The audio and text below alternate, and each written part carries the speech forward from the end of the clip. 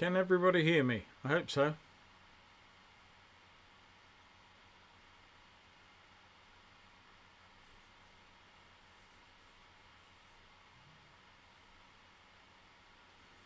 Okay, well it's 7 o'clock. Keith, good evening to you, sir.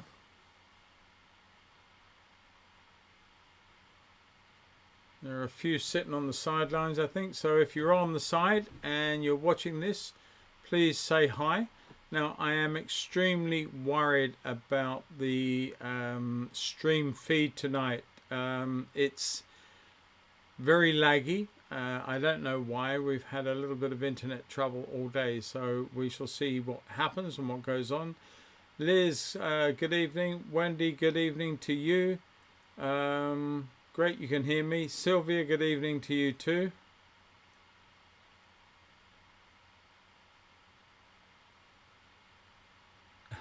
Good. St. Helens Ore. Great, I'm glad you can hear me too. That's great. A few more people to come in. I'm sure there's a few sitting on there, more than there are in the chat. But good to have you on board, everybody. Good to have an audience to talk to. It makes it great because I'm not talking to myself. But we will crack on very, very shortly. I shall give everybody a couple of minutes to get in. Wendy is tonight, she is my referee. She keeps everything running smoothly. So if you've got any problems, just send a message to Wendy.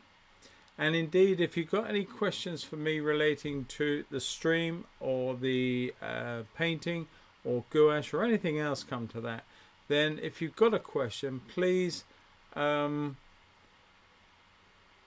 put a capital Q or even two Qs, capital, and capitalize, if you can, possibly capitalize your question.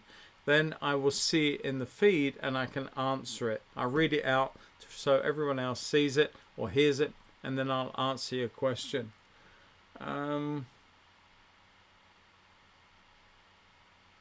It's okay, Ben.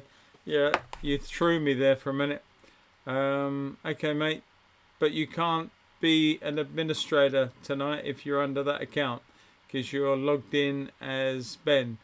So you'd have to change if you wanted to be whatever it is you're meant to be. So Wendy is certainly in that position tonight. Yeah, Wendy's the referee. I've forgotten what the proper name is. That's why I'm calling it referee. Forgive me, Wendy. All right, so I'm gonna get looking at the picture, and this is where we're at with this so far. And if you remember last time out, we had got pretty much a lot of work done around the head here, and so yeah,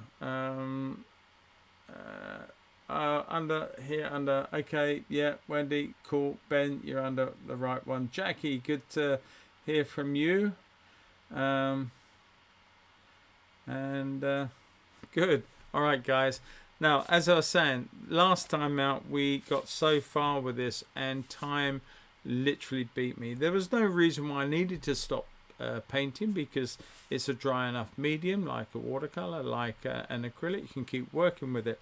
But I needed to stop. We were almost approaching 2 hours. So this, I hope, will be no more than 90 minutes to... It may not be fully complete, but it will be a darn sight closer. Now, I'm not going to go through the paints and everything else because you should have got that from moderator. Cheers, Wendy. You should have got all the paints and the brushes and everything from part 1, and nothing has changed. Well, I've got a bigger handful of brushes now. I couldn't remember what I was using last time. Maybe I should have referred back to part 1. I don't know. And I've just changed the mixing palette for tonight just to something a little simpler.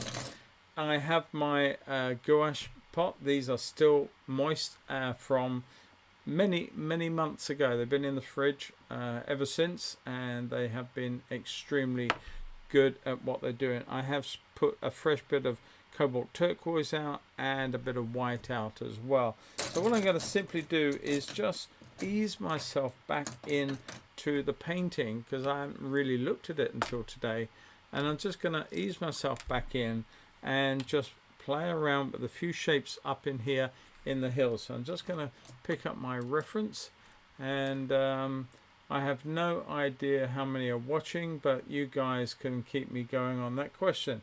I tried to find bow hung paper last week, but it was a bit difficult. Then I read that it is now being marketed as Meeden paper. Have you heard of that? No, Keith, I haven't heard of it as Meeden. I actually bought some bow hung paper in the last 2 weeks. It is still marketed. You need to go on to Temu, Temu, which is basically a Chinese version of Amazon, and they are very, very good. I've not had any problem with them, and I know many other people who've ordered from them without any issues, and they're pretty quick too. But if you literally go on to Temu, and if you refer to part 1, I think, where I go through the different colors that you can buy, maybe it's in one of my other videos, I'm not sure. If you are not sure which one to buy, then give me a private email, Keith, and I'll just go through it. But you'll need to go onto Temu, and you need to get the right size paper and the right type of paper under the bow hung brand, and you'll get it sent to you for free. Well, not for free, but free postage, that much is for sure. All right, let's crack on. So I'm just going to literally play around up here and see how I get on. So I don't want to do too much work with this, but it's just like a, like a little bit of an easement. I don't know if anybody has been watching the tennis in the UK, Wimbledon.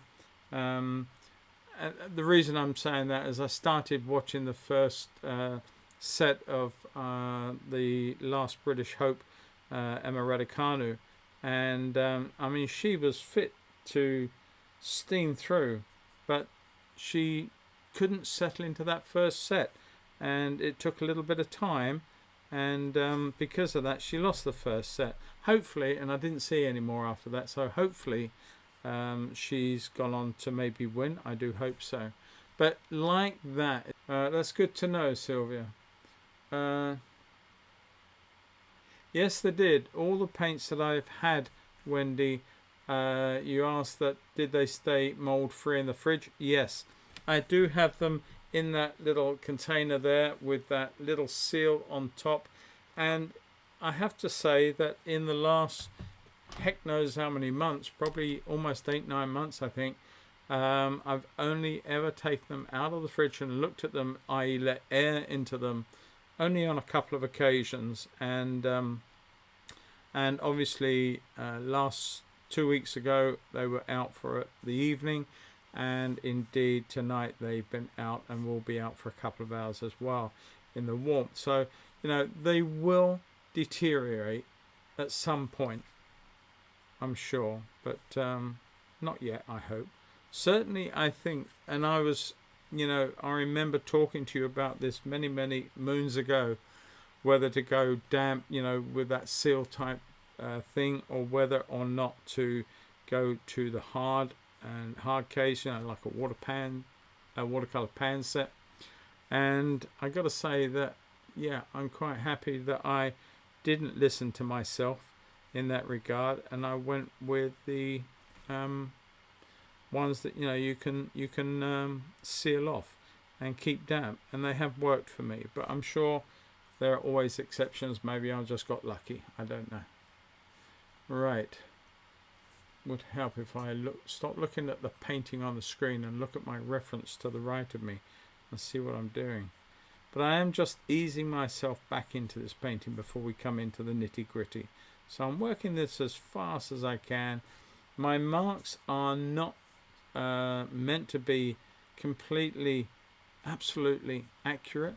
This is not what this painting is about in that regard. We want to simply create an animal that looks like the oryx, that looks like a Gemsbok, and we need to have a believable background. of stone on the bank behind it, and we're not looking at fabricating every stone that we see in the photographic reference. And if you've just joined this and you do not know about how to get the reference, if you nip on over to my Patreon, you can download it for free. I'm sure that some of you will be trying to paint along with me. Hey Ben. But as soon as you miss part 1, Ben, I'm sure that's not actually happening tonight. Unless, of course, you've taken the trouble to really look at part 1 ahead of time and do a version so far.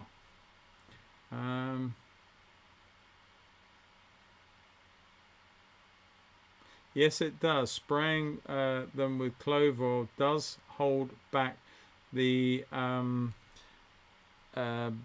bugs and the spores that will create the mold. But at the end of the day, you know, just a little bit of care and just keep them sealed and keep them away from a warm environment, i.e. in a fridge, and not too much in the way of air getting to them will help all of that. So that's what you're looking to do. Now I'm just tapping around here. I'm not actually looking at rocks at all. I'm quite simply adding in taps of color, and I'm looking on my photo and my reference to see where the light sources roughly are. I'm just banging down a little tap of with a flat brush.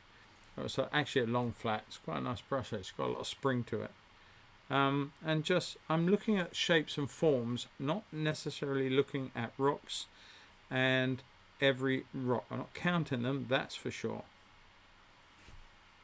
But hopefully they will build. To me, gouache is a layering paint. I don't think, or seldom would I think, that you would just get away with a single pass for the brush and job done. I think like you would often layer with watercolors, you would tend to layer with gouache too. Okay, I think I've probably done enough of that for the moment, but indeed I can quite happily come back to this if I want to put in a little bit more later on. I like square brushes, I like flats. I like all brushes, don't get me wrong. I'm not trying to single out and say you should rush out and dump all your filberts and just go and buy flats. That's not what I'm saying. I do love flats as a preference, and equally along with daggers. But filberts have their role to play, and those who know me will also know that I'm a big fan of a rigger, and often I will be seen painting half a painting with a rigger because I forget to put it back down again. It does its job and then I forget to drop it down. How many we got in tonight, Wendy?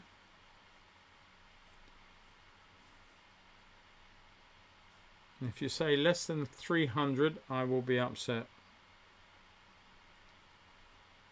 Alright, I think we've probably gone enough. Now the bigger highlights we can put in later on.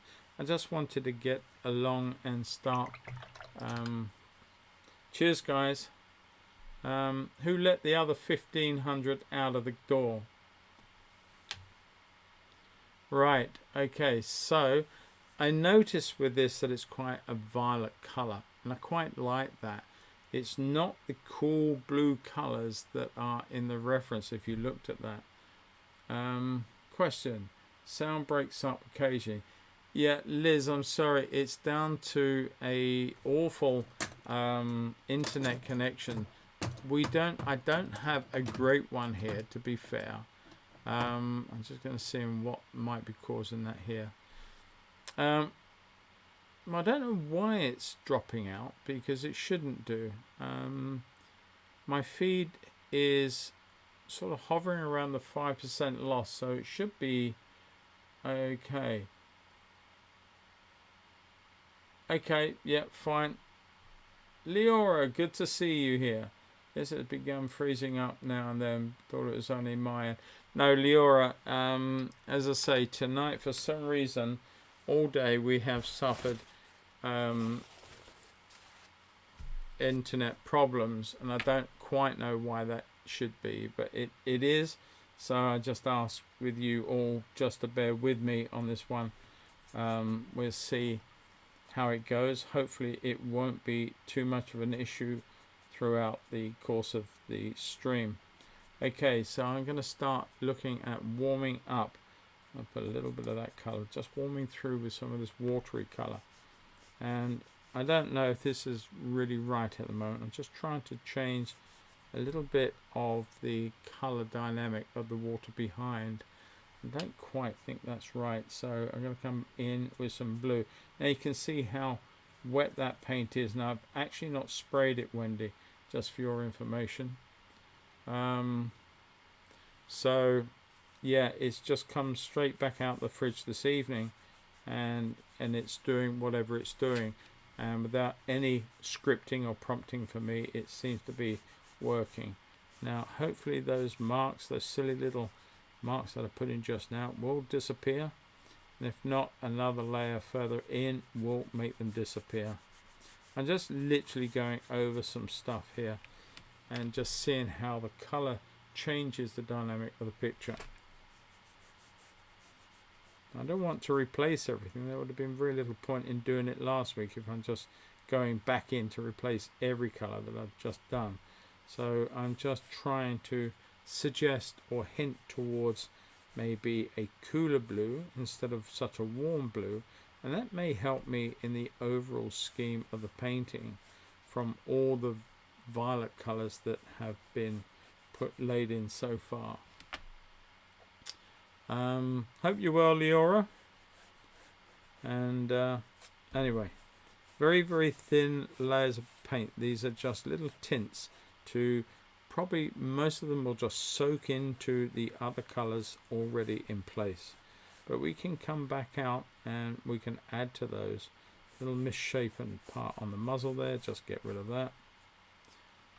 And it's now when you sort of start seeing all the things that you missed in the previous painting session. For me, that was 2 weeks ago with you guys, or most of you. Welcome to anybody new to the stream for the first time. Some of you, I think, used to follow me back in lockdown when I used to each week, and I used to do another stream for my patrons each week. And well, that of course changed with when lockdown finished, but I've come back to the streams now. The idea with these streams is to get people interested in following me and enjoying a bit of a chat, bit of a natter as we go, and to watch me demonstrate my painting as it's see how I do with that, how I perform, and how I perform. I'm not a monkey. How I achieve my work, and how I may treat or use the mediums that I'm working in. Now the streams will change mediums, and you know, I don't stick with one. This one happens to be a two-parter. That's why we're doing Gouache again. But a lot of I do apologize, people. There's another one. The idea is that I wanted to do one stream per month on my YouTube channel, and I'm going to be doing that. That's not a problem, but the idea is to make them shorter streams, and then I wanted to as many people who would want to pop on over to my Podia site, which will have a stream or a podcast once a month, which will be paid. And for that, you're going to get an awful lot more from me. You're going to get a much longer stream, over 2, possibly 3 hours. You're going to get notes and all the bits and pieces that little mini courses give you. I will sort of plan them in advance. They will be once a month, and they will be a £12 prepaid ticket. So it'll be organized at a certain time, and whoever wants to simply buys a ticket, and that admits you on the point of the stream or the podcast. So that's the idea. So there'll be a short one each month on here, and then there will be a longer one for those who wish to support me and what I'm doing. Because don't get me wrong, these streams don't just happen for an hour and a half, 2 hours on a Sunday evening. They take a lot of planning, a lot of work, getting the artwork out and line work done and all the preparation. It takes time, and so I can't, forgive me, I can't just do it for free all the time. I've got to pay the bills, as it were. So that's the idea, is to maybe incentivize people to pop in, enjoy the free ones, and maybe escalate that interest to maybe once a month to coming along, or every other month to having a look at the paid ones, and they get a lot more for it. And I'm gassing on now, I do apologize, but I just wanted to get that out. I keep getting through these streams and think, I never actually said anything about that, and I should have done. Never mind. I'm building up the water. If you hadn't noticed, I'm building up the water, and all I'm simply doing here is adding little taps of color. They're not the brightest colors at the moment. In fact, if you look at the reference, none of those colors really are that bright. They are quite simply, if you was to put a sheet of white paper on the reference, you would see quite clearly that they are not bright colors. They are quite dull. And if you put all your brightest light colors on to start with, then you will end up with nowhere to go. It'll be a little like it's going to be a bit like setting all your fireworks off at once and have nothing in reserve. It's not a great analogy, I do apologize, but it's the best one I could think of. And the idea being, of course, that if you go blazing in with your brightest white color that you can possibly achieve, then if you need a brighter one later on in the painting that you hadn't foreseen, you're snookered, you're done, it's over, game over, because you've applied your lightest color too early. And so build up in layers. Look at how a color is, what it says to you in terms of not just the color itself, but the relationship between it and the color right next to it. And by doing that, you start to understand that colors don't have to be full force when you apply them. You can build them up, as I said just now, and you can add to them, create more interest. And then when you want to really punch away with some of those, I'm looking for my ochre. What's that? I think that's that goldy color I used before. I quite like that. Yes, you have a lot of room to go when you really want to lay down some exciting highlights further into the painting. I think I've nailed that one. Well, I've probably talked it to death anyway if I haven't nailed it. But there we go. I'm just warming up some of these little cool mauvey tints right now. And I'm just going to see where we are. Right, so I'm going to come down here. I want to suggest a little bit more color breakaway in some of this water. It's not all that mauve color. It's quite a lot of warm colors in here, in the little eddies and ripples that are between the darker ones and the sky colors, as it were. Now they're quite pale as well, so I may come in here and just lose a little bit of the chroma. Now when you add white to a color, you're going to cool it down. That's natural. I just want to suggest a little bit of cooler reflection of this more than anything else. We've got a little bit of the Gemsbok in the water, and that's what's creating this sort of lighter color in our water as it's been splashed and moved. And these are hulking great animals. I mean, you just wouldn't want to get in the way of any of them. They are massive. Okay. keep tapping away. You know, it's not a case that you join the Patreon and you're locked in forever. You can join for a month, you can join for years, and you can get out and come back in. And that's how it works. It's a little bit like a subscribed membership. The thing is that as many people who have been doing this for many years, then Jack Conte, who owns Patreon, he come up, or his team came up with the idea of free membership.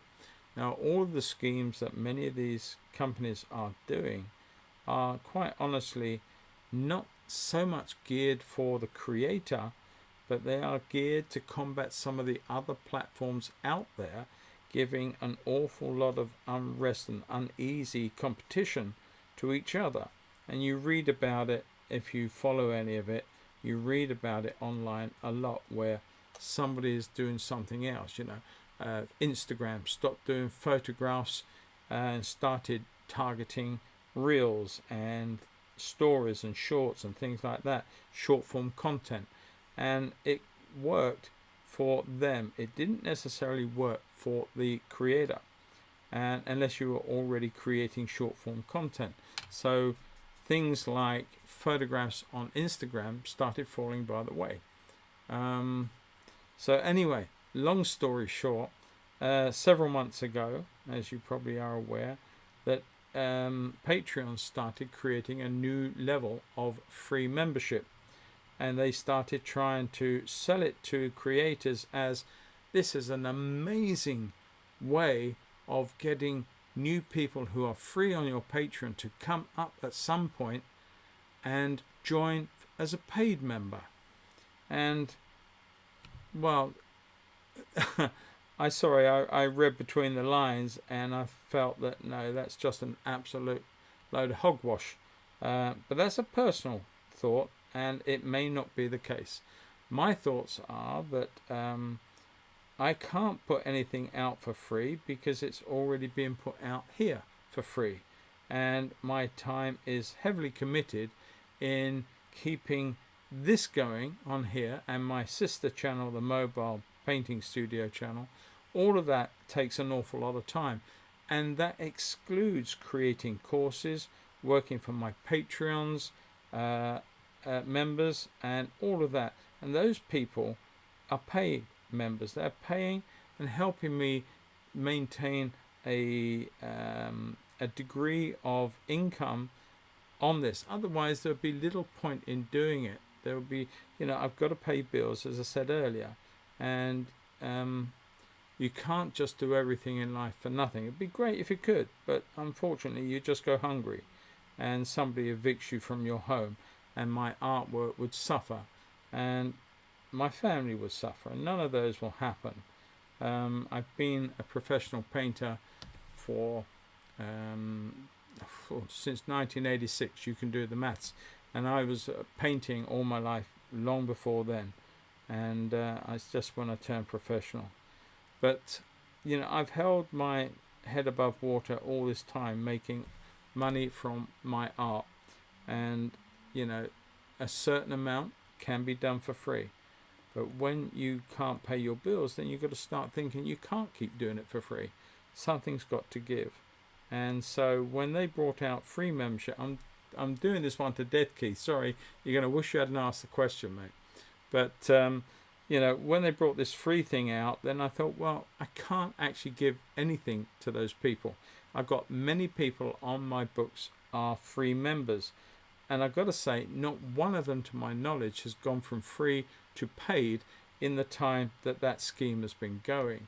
And I have indeed had some people leave the free because they're not getting anything from the free. They're not getting anything from free. And so, yeah, as you can tell, Keith, I'm not really enamored with the idea of the freebie in terms of outside of YouTube. I'm happy to do what I can inside YouTube, but I can't just keep adding content here, there, and everywhere for nothing. Does that make me sound bad? I do hope not, and I hope people understand those comments. and are not judging me by them or because of them. Well, not judging me harshly anyway, I hope not. But it is always a balancing act, Keith. That's the thing. Anyway, right. Let's get back to what we're meant to be doing. That's painting this picture. I'm going to come into this blue with a little bit more of a warmer blue. And just going to create some lovely ripples in this water. Just trying to build up the information. So I'm jumping between the blues and the warm colours. And yeah, just seeing how that works. May put some darker colours of warm in there as well. A couple of those little ripples on the outer edges there, on the fringes of the painting, that are suggestive that they are a little bit darker than other areas. So that could be interesting too to bring on. I'm going to bring some of that through here. And I'm also going to add a little bit more out through here. Just little taps. This is where this little brush, I haven't actually put it down yet, but it is working out really nice, because when you're painting in gouache, you generally paint with synthetics. And it's the synthetic that holds that lovely shape for such a long time. You wouldn't use hogs because they're just too aggressive, too much of a heavy bristle.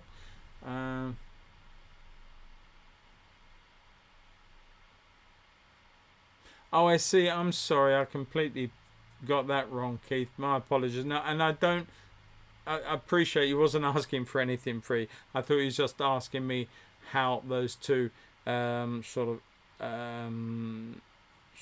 levels work, and that's what I was trying to explain. I wasn't casting anything your way at all in that regard. Let's just go back to it again quickly.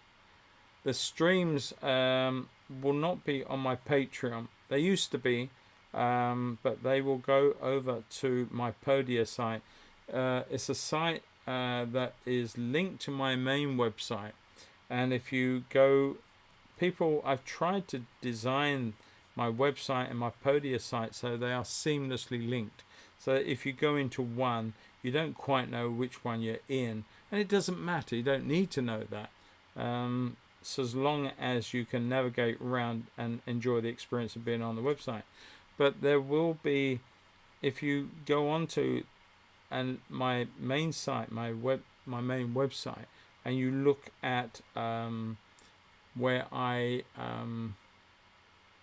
no, you're not.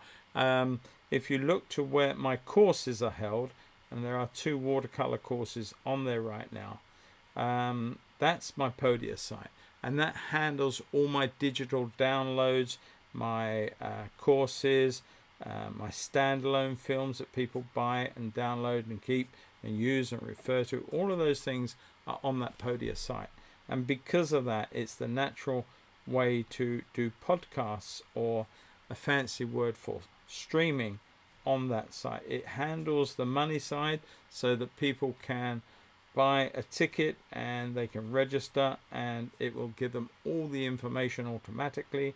They don't have to wait for me to wake up at home here and send them an email with all that information on. The moment they buy a ticket, it will be there and it will be sent to them. So that's the idea of it, and hopefully it will work. But time will tell. It could be for the first while I'm just streaming to 2 or 3 who have paid, and that's fine. It just gets a little bit more intimate and a little bit more fun, maybe a bit more jokey. But I don't care if I stream to 1 or 10 or 100. It's the fact that people want to pay enough. I think it's going to be a £12 ticket, and just pay for that, and yeah, and just enjoy the process of me painting, chatting, and them asking questions, and having the ability to rewatch it over and over again at their leisure, and being part of a free community to help with any issues they have further down the road with the artwork. I think that sort of covers it. Leora, thank you very much. That's so kind of you. That's very sweet. Thank you so much. So yeah, I think that answers it anyway, Keith. I put everyone else to bed or sleep. well, except Leora. But yeah, so anyway, that's pretty much the idea behind it all. Anyway, hope that sorts it out. Oh, that's a lot of colour. Let's weaken that down and add a little bit of the cobalt teal to that, or cobalt turquoise to that.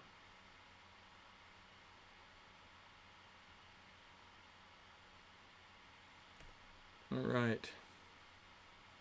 There's a message just come up about let's celebrate their 10th super on a live stream. I don't know what that is. Is that something that you would know about, Leora? Because I'm not quite sure what that was. I'm just going to come in with a bit of that and just make this a little bluer. It's a little pale. Just want to get a little bit more colour. The thing is that the colours, when you apply them, will fade. You can see how much work I did in here and how that has sort of almost dissipated and gone. But on a lovely warm evening such as this, then it is drying very, very fast. But you can see all I'm doing is scribbling, using the brush to scribble, nothing more.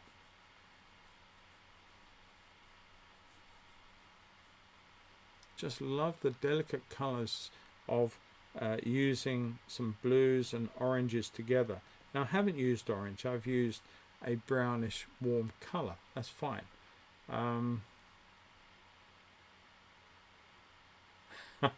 I think it must be yours, Leora. You've always supported my streams from way back and it's always been appreciated, and I thank you so much. Right, okay, so I'm going to leave that there at the moment. I just want to put a couple of dark values in. So I'm leaning over. I've got a little bit of, oh, that's black. I didn't realise I had that in there. Okay, couldn't see it. I'm going to come back, weaken that black down to a dirty, grungy, brownish colour with some burnt umber. And I just wanted to slot in just a few darker accents of the sort of here, this part of our animal, and I'm going to put them in, maybe a little bit of blue into that just to cool it a shade. That's probably okay, it's just enough. It's quite warm, but I just wanted to add a little bit of cool colours in there. I don't want them all exactly the same shape and size and anything. I want to mix that up a little bit and let that just go out towards nothing at all. Now I've got a little bit of warm and I want to put it in here too. So whereas you saw me doing these little dots and taps and dashes, I'm doing the same sort of thing now. I want to warm it up and add in some of that colour. That's lovely warm colour. I do like that. Sylvia, we had 2 days sun, no summer here in Ireland. Well, we've had a little bit more than that, Sylvia, and sorry to hear that.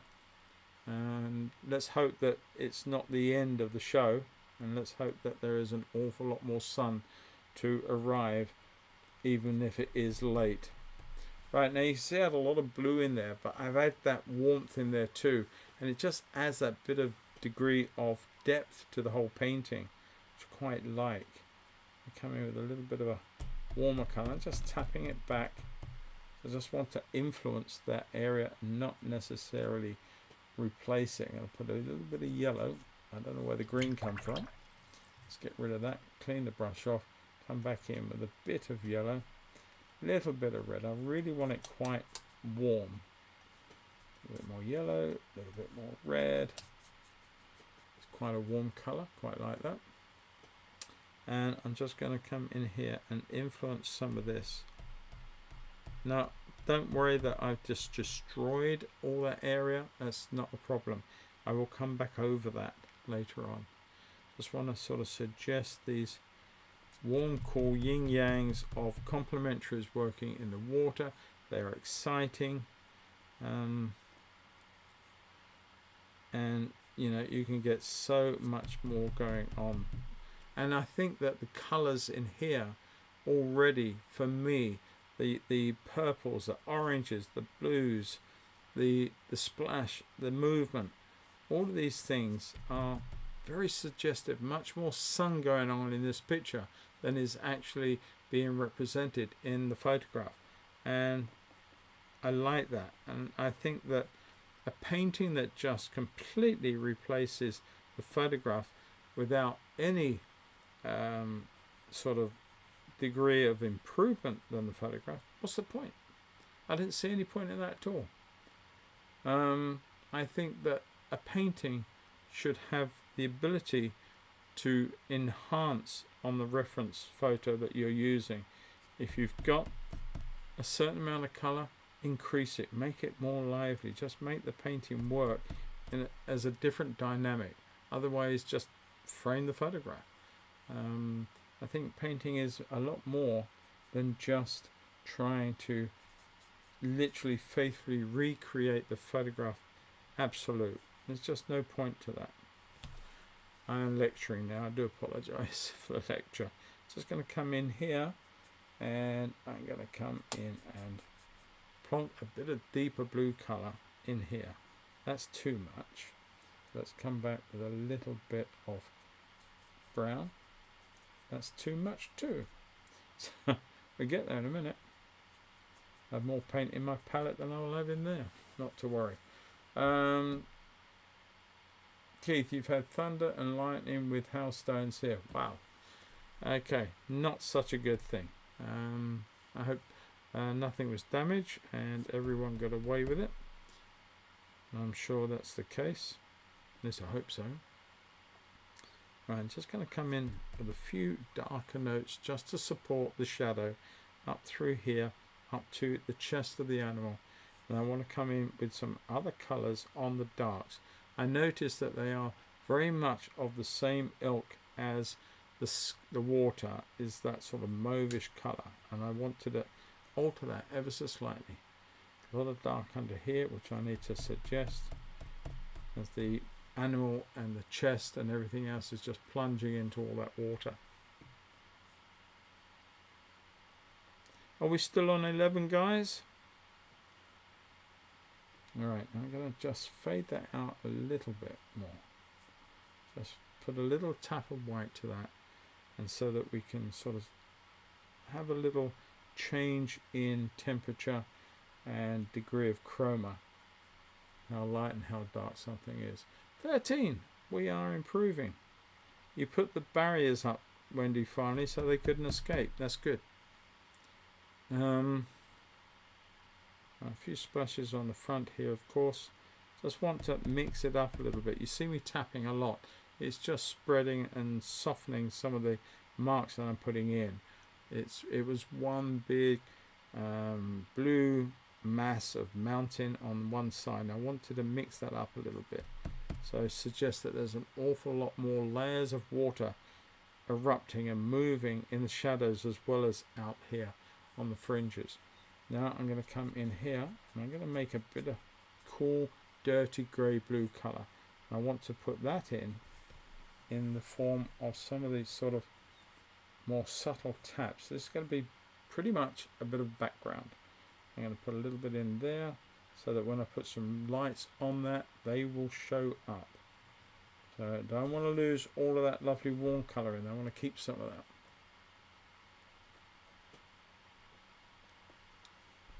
Just all the shadows and forms of depth of water.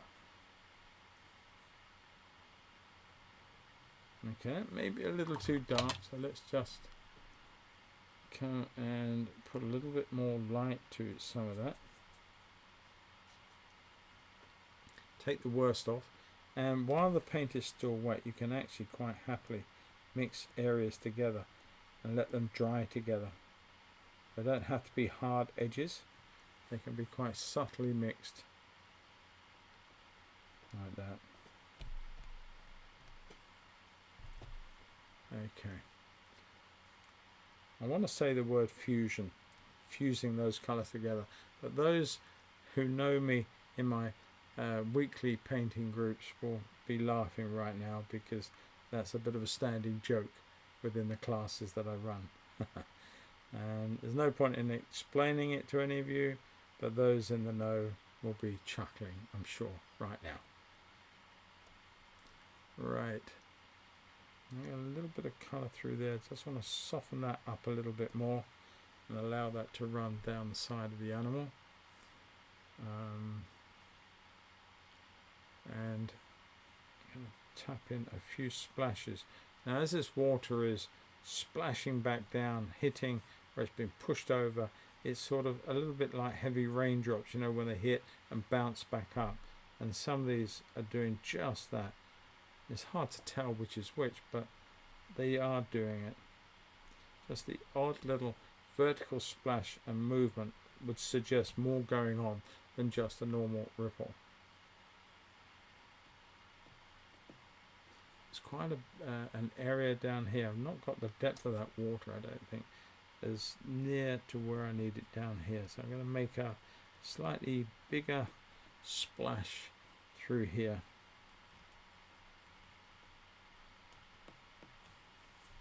And see what happens with that. Come back in here, add a little bit of warmth into some of that light colour, and just continue that idea just for a moment.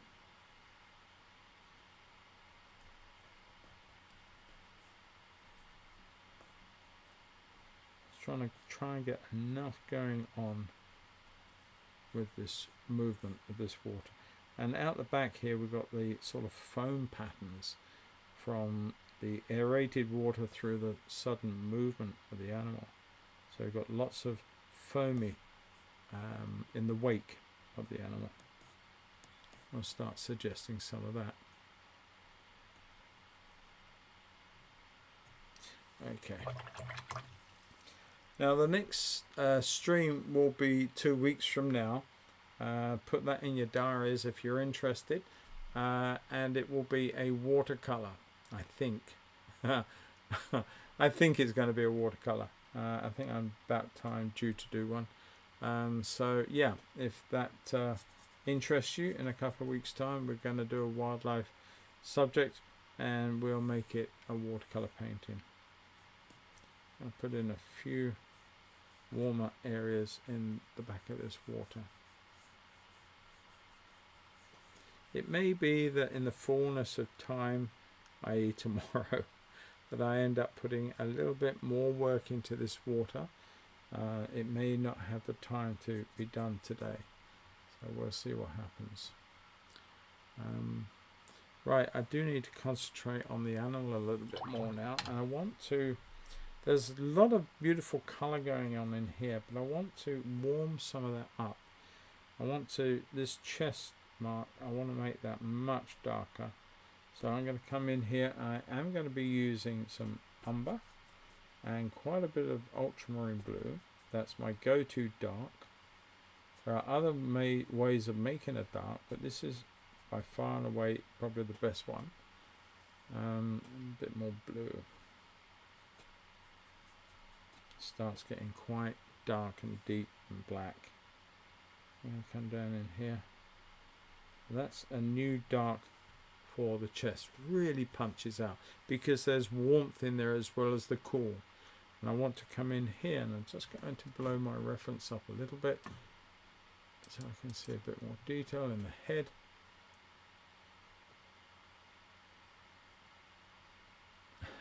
Well, Ben, stay tuned for a fortnight, and then we'll have another stream, and it will be a watercolor one.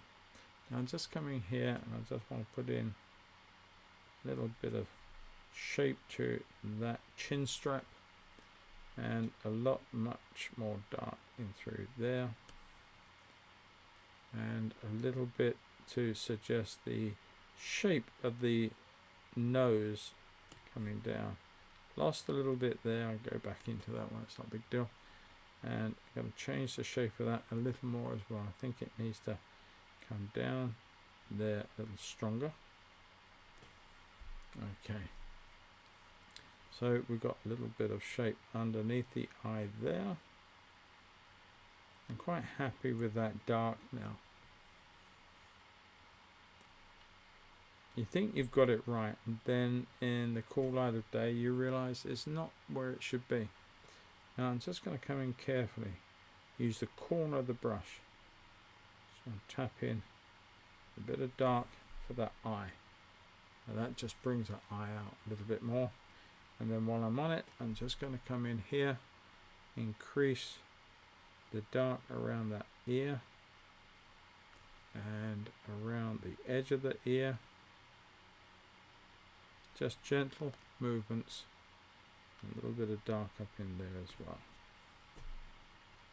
All of these things you can see now are starting to really make the animal stand out. And put a little bit of dark, that's a bit of the hair on the back. And there's a little bit under here which is part of the, they've got a bit of a mane. Not much, but there is something there quite dark, quite significant, and a bit of a dark shade that comes down the neck and sort of slowly dissipates. And also on this one, I don't know if they're just scars or marks. And then we come down in here into the area of the back legs and the tail and everything else. So I think we've got quite a nice strong shape to that, and certainly I think a much better colour. So what I'm going to do now is just going to change to, I haven't used this brush before, I don't even know what it is. Oh, it's an old Winsor & Newton one. Okay, well it's a nylon brush, let's use it, why not?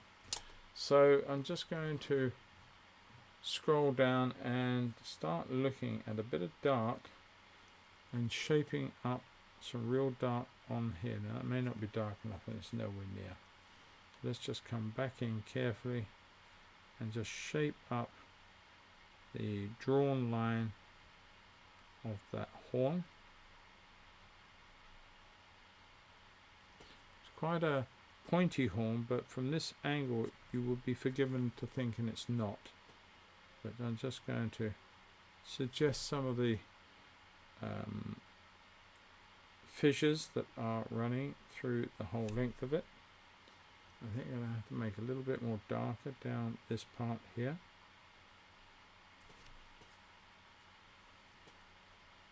There's a bit of white I picked up from somewhere. It's sort of just diluting the dark a little bit too much. In fact, I've made it quite dark. I'm not too happy with that. I'm going to come back in and just lighten the load. I'm just going to come in here. That's better. Just come back in and change anything that's not where you want it to be. Just wasn't happy with that shape. I need to put some more light in on this side as well. So let's clean that brush.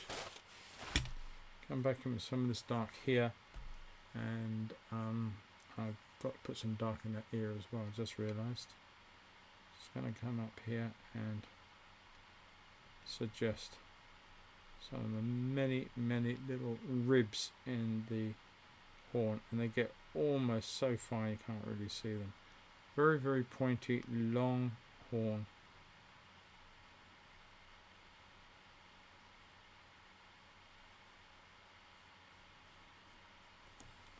Not the prettiest horn in the African antelope studs. I give that to the kudu. Kudu's got a beautiful scrolly horn, much better looking overall. But I am a bit biased. I do love the kudu. Okay, that's just enough, I think, to suggest that. And we'll come back in here and just put a little bit of light into some parts of this, just to suggest.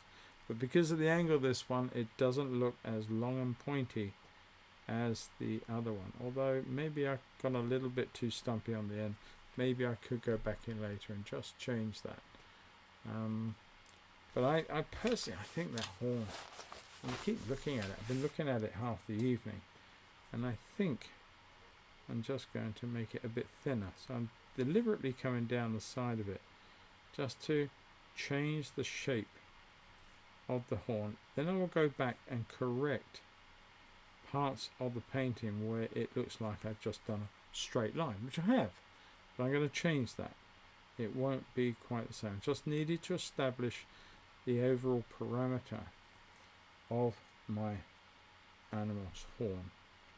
That's the wrong colour. A little bit more blue into some of this. Make a little bit more of a violet colour. A little bit of the magenta.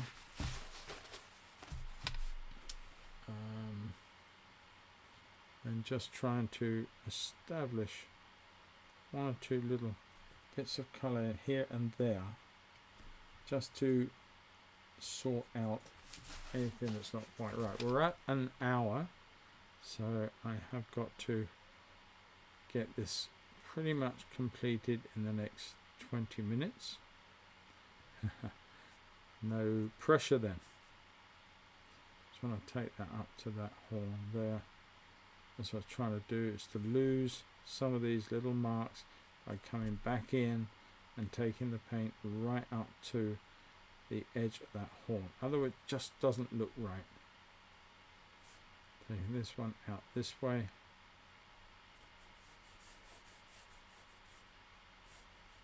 Okay. Like I said, I can play around with the water behind it tomorrow or the next day or as and when. It's not crucial right at this stage to get that spot on.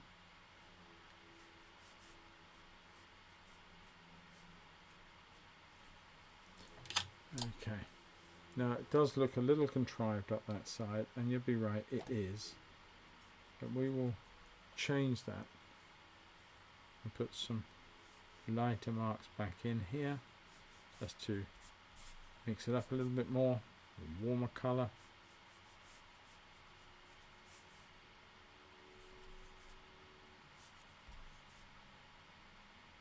Take a little more care than I am. Now for any of you who are planning on having your go at this one, and if you've got the reference from my Patreon, then pop on over to my Podia site.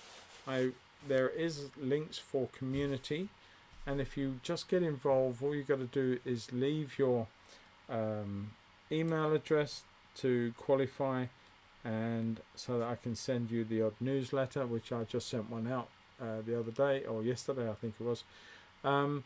And you have free access to all of that information, as well as all my free stuff on there. There's a lot of content and lots to get involved with and enjoy. And what I'm saying is that if you join that, you have access to my communities, and the communities is a great place to showcase anything. If you do a piece of work of mine or from my tutorials, or indeed if you don't, if you just paint something that you need a bit of help with that's nothing to do with me, then by all means you can post it there.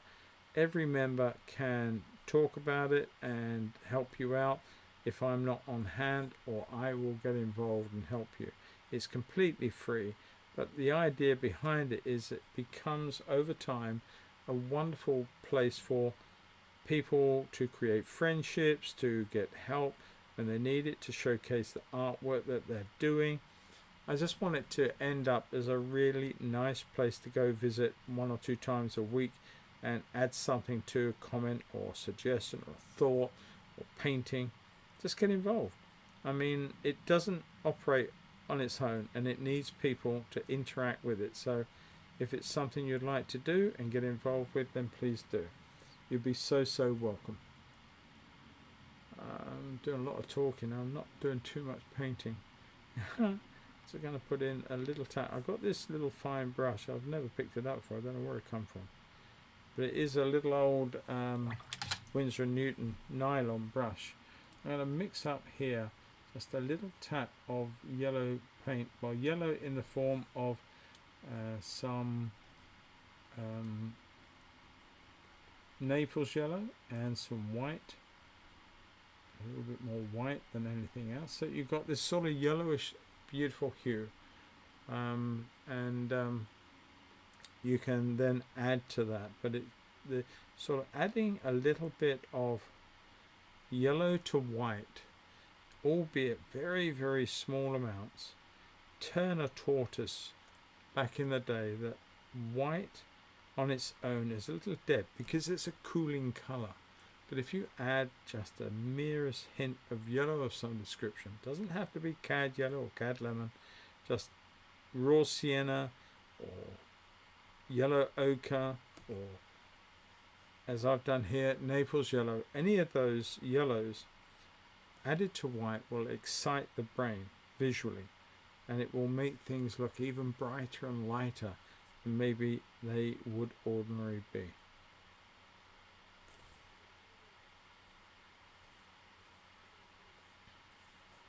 Just coming down here to put in a few taps, and this is when it gets a little bit more drawn out, of course, because every tap you're putting in is a very small amount of the painting compared to what we did in the first time around with the water and everything else and getting it all laid in.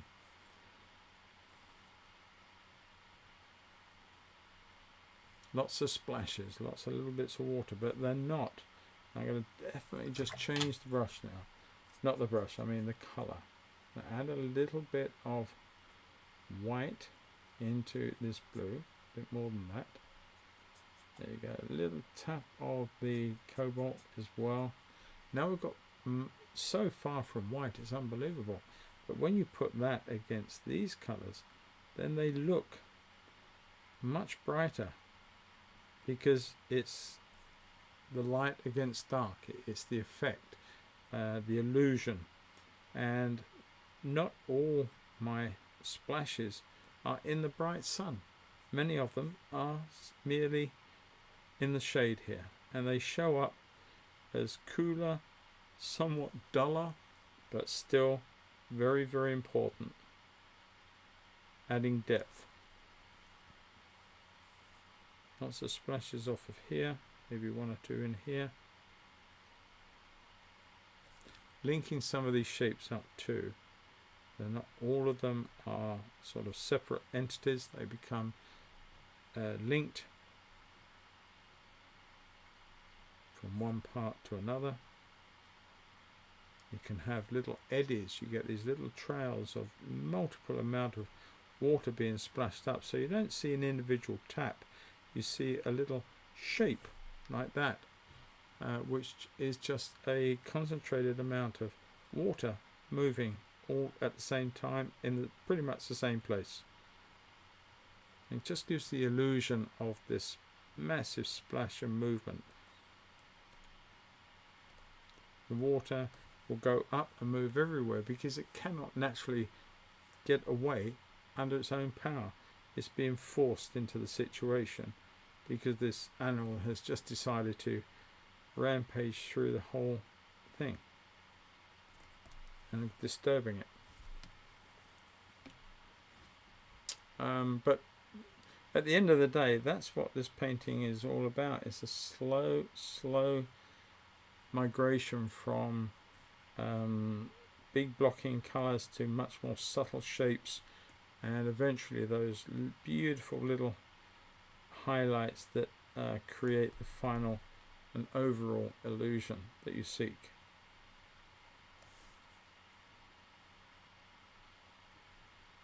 Now, my splash is going to be nowhere near as complex as the one in the photo, and yours won't be either. And don't even try making it so. You never succeed. You can only suggest all of that water movement, all of that splash, eddy, shape, dark, light, contour, taps, lumps, you name it. You can only suggest it.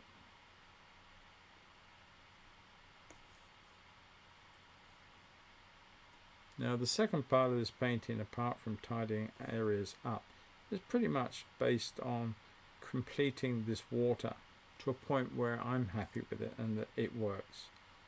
And that's really where a lot of this evening's work is going into.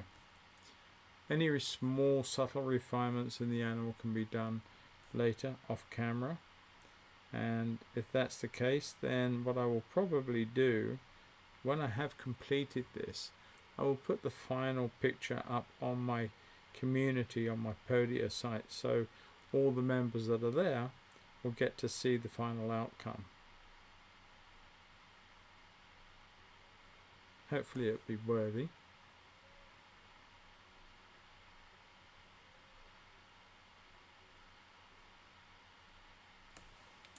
Okay. Lots of splashes. Did I mention the splashes? Just bringing out a little bit of extra bluish colour, I think. A bit of lovely, subtle, icy blue colour. Much cooler.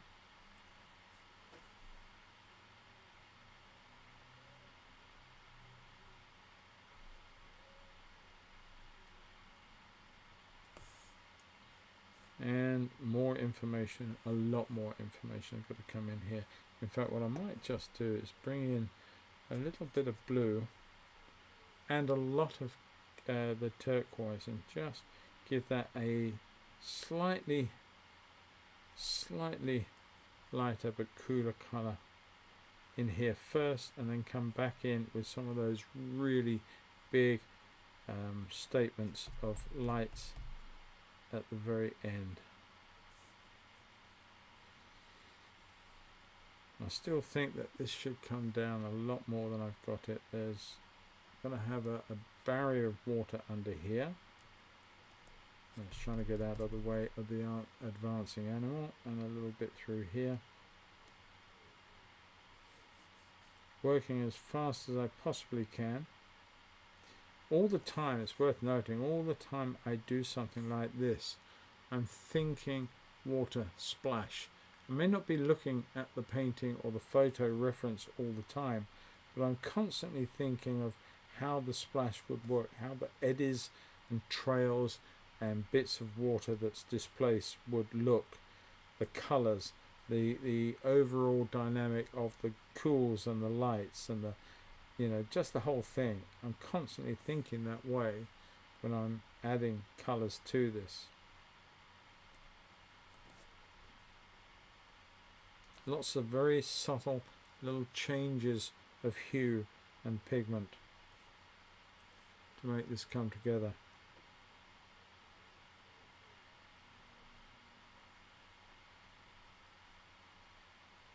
The time is advancing, so I'm getting to that point, I think.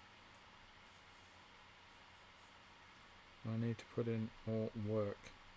Now, probably there could be another couple of hours work on this to really sit down and to make it final, but it won't be a part 3 on here.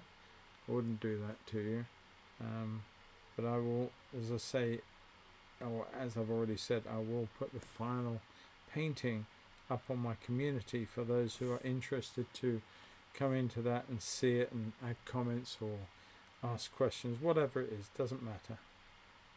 I'm there to help.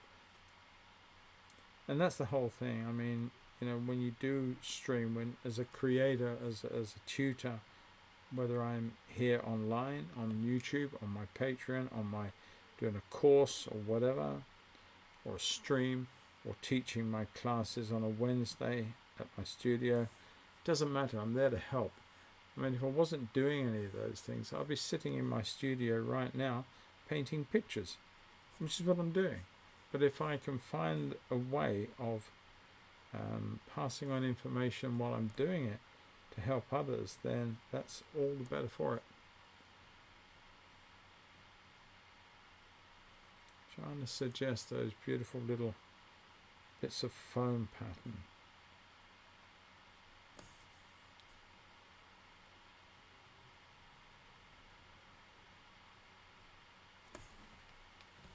Right. Any other questions? This time is running out. So if you've got a question, speak it now.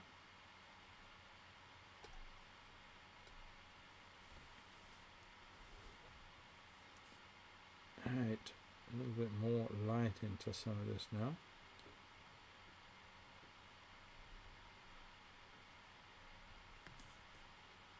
There's that little tap over the top. There's little bubbles and foam patterns.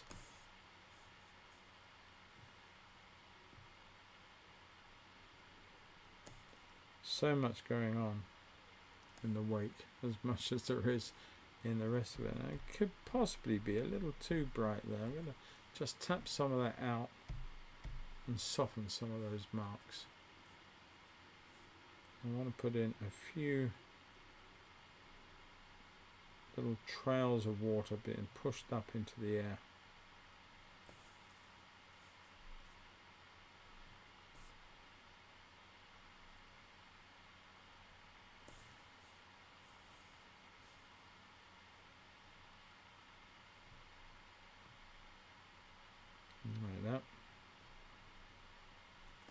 Don't worry if yours is not the same as the photo.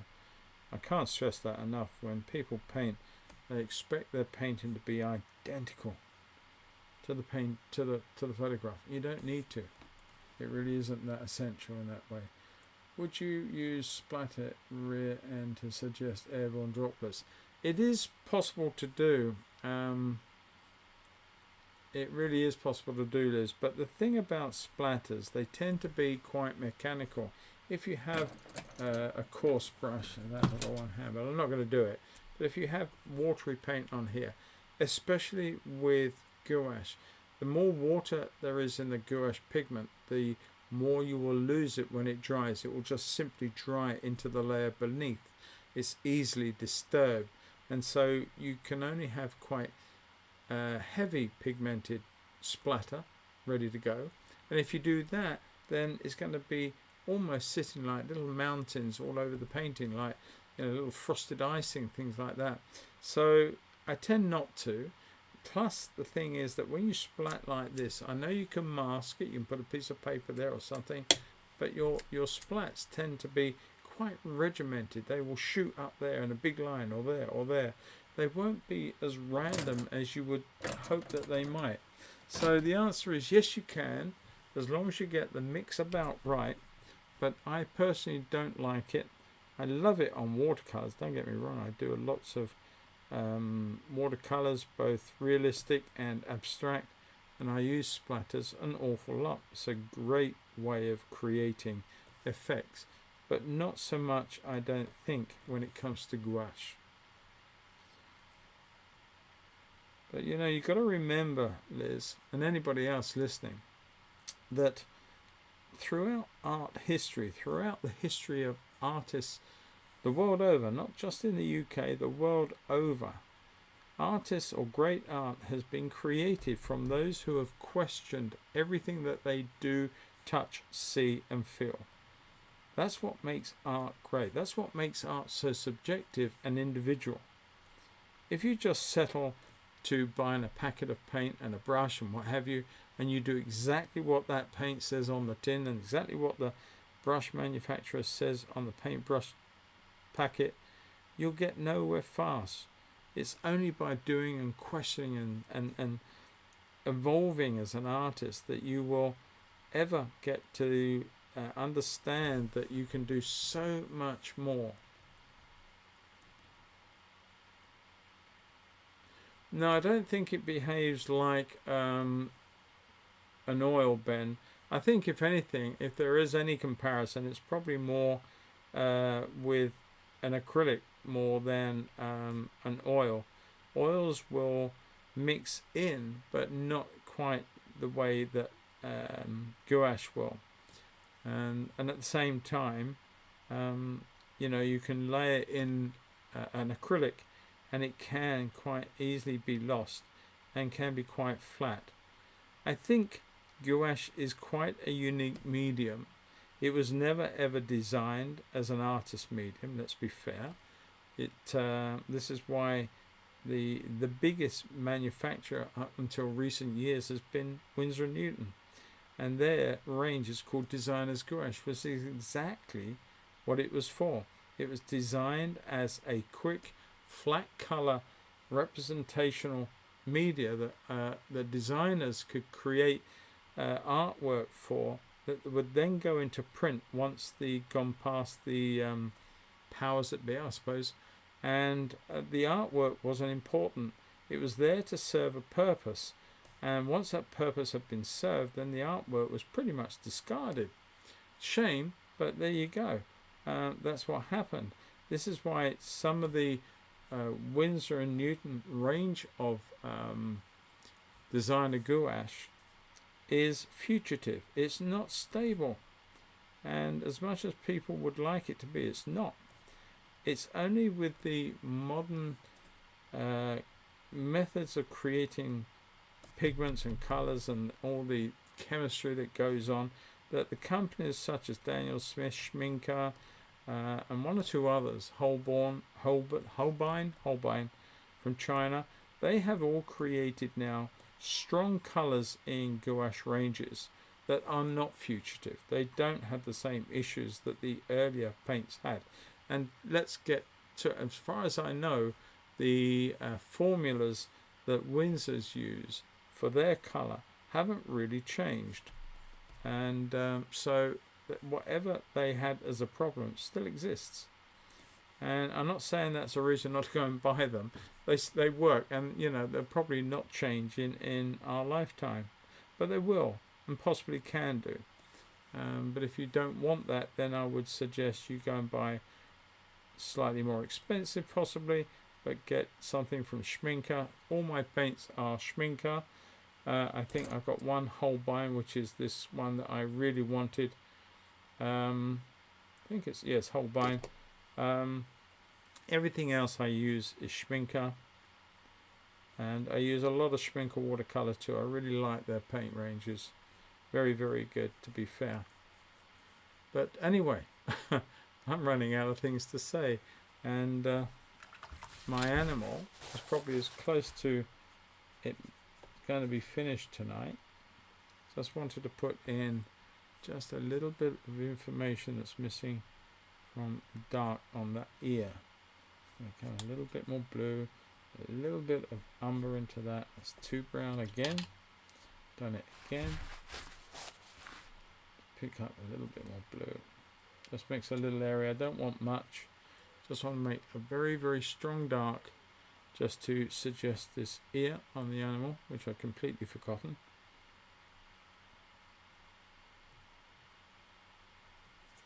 Very cute angle.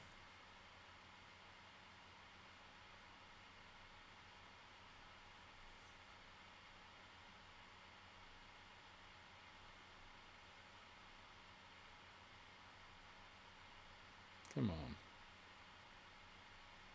Almost refusing to come off the brush. That's enough, I think, for that. Just a little tap in of shape and form around there.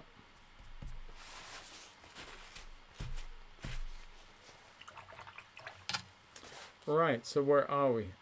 Pretty much done, I think, for tonight. I am just sort of doing a little bit more of the splash, stronger whites, and put in a few real punch. In fact, I'm going to come away from that. I'm going to put in a little bit of white over here. There's a little water got into my white, unfortunately.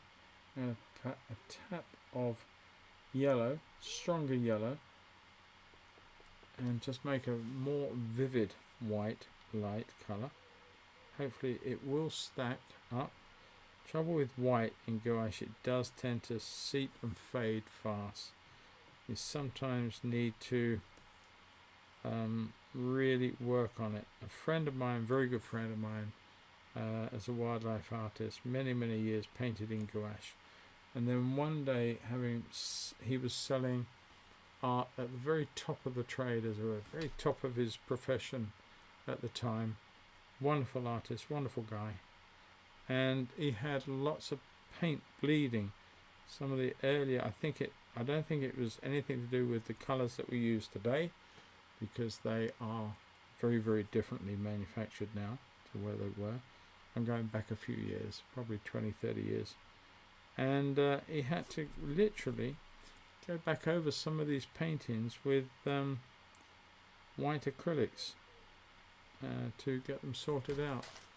It was very awkward with clients at the time, as you can imagine, but yeah, so something to think about anyway.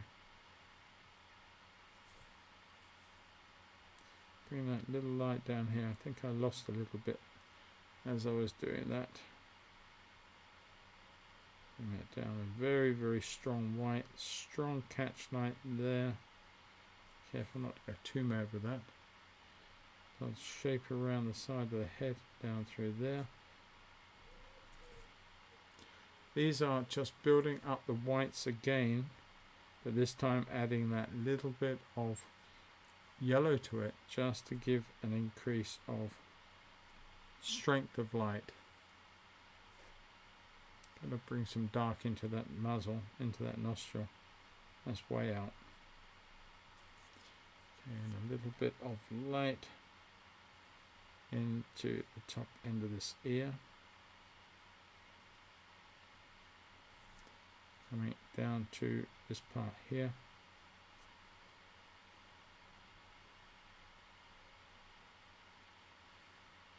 Going quiet, so I'm just concentrating on a couple of little areas around the head here. Don't want to suddenly make a big mistake at this juncture.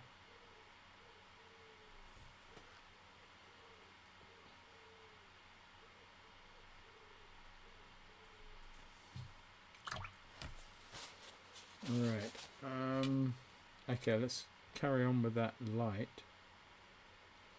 and just put in some stronger little bits of white splashes, especially through here. Now's the time to pump in a few more of those bright ones. So they really pop. A few light ones down here, the edge of the water, just catching that sun up into there.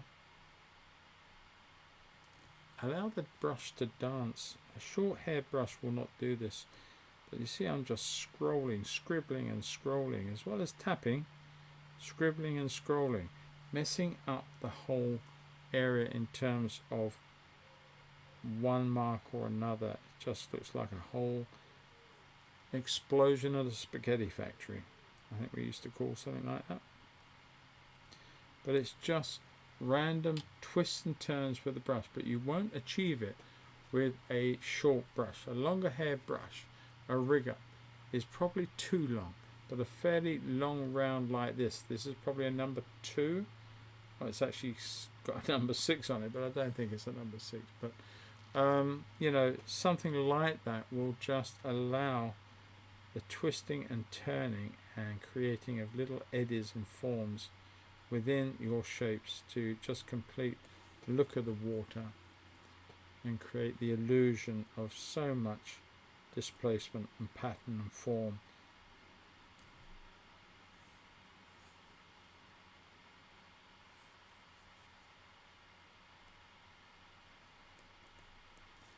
And a few more taps over here, and then I will probably stop, if that's okay with everyone. And you're probably bored or half asleep anyway, or gone for a cup of tea, couldn't blame you. But don't forget, as I said, that there will be longer paid versions of streams on individual subjects, and in different media. There may be pastels and things like that happening. So I'm happy with any media, so that doesn't really matter to me at all what media are painting, as long as the people, you, want to see it. So don't forget all that's happening. Don't forget my community. Please get involved with that if you're not already, and if you are a member of it but don't put anything on there, please put some stuff on there. Get involved with it. And I know some of you do, but there are many that don't, and it would be a shame to let it just stop because no one is really getting involved with it. That would be a shame. So get involved, put some stuff up there, and let's all get to become friends and know each other, and as much as that you want, and ask questions and get help. Right. I think scribbly scratchy time is almost over. Few little bits. Yeah, I knew that was going to come, Wendy. That's right up your street, I know.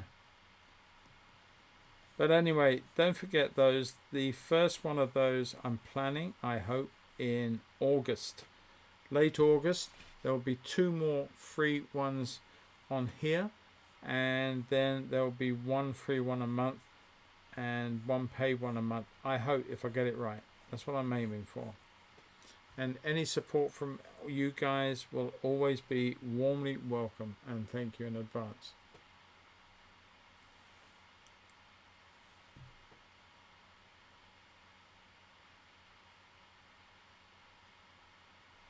Cheers, Jackie. Thank you for this great instruction, beautiful painting. Thank you, Leora. I didn't see these coming up. Keith, thank you very much. Very kind of you to say, all of you. And thank you all for your support. And Leora, thank you very much for the super chat. That's very, very kind of you. Much appreciated as always. Keeps me going. Buys me lots of things when they all add up. Keeps the painting going. Keeps the studio clean.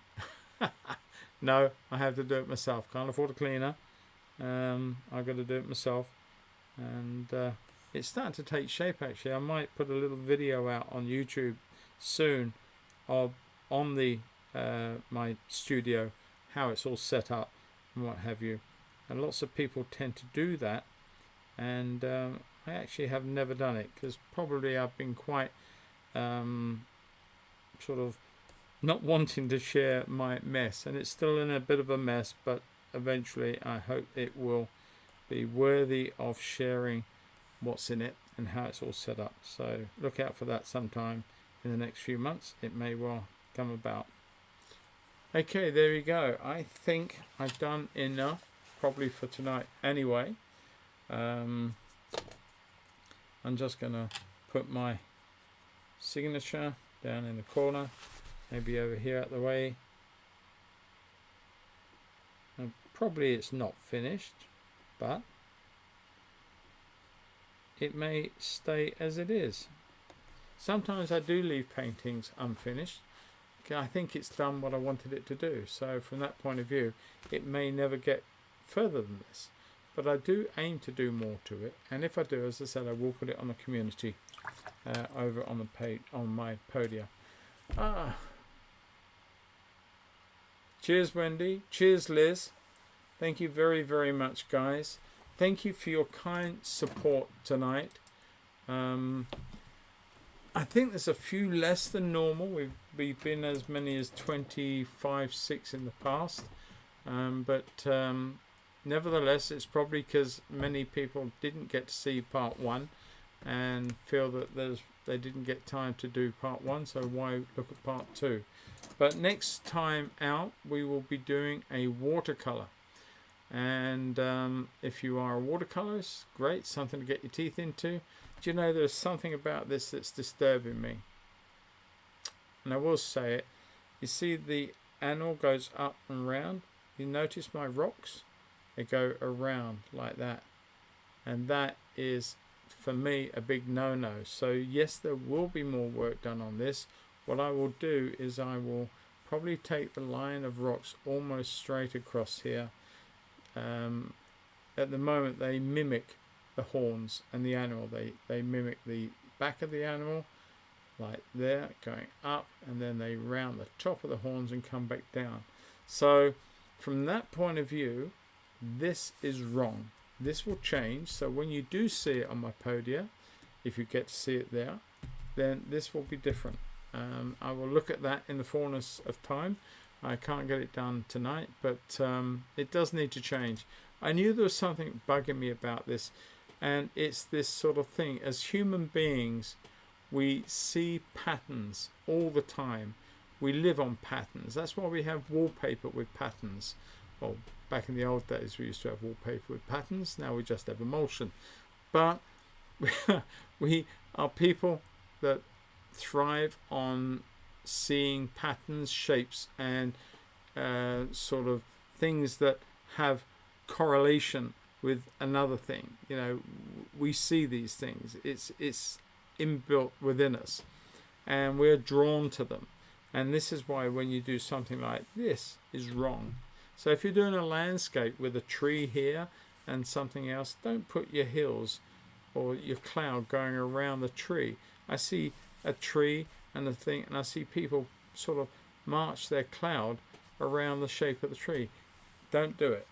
All right, another another little bit of wisdom your way, guys. All right, thank you so much to everybody who's taken the time tonight to come and join me as I painted the rest of this Gemsbok or Oryx, and I look forward to your company.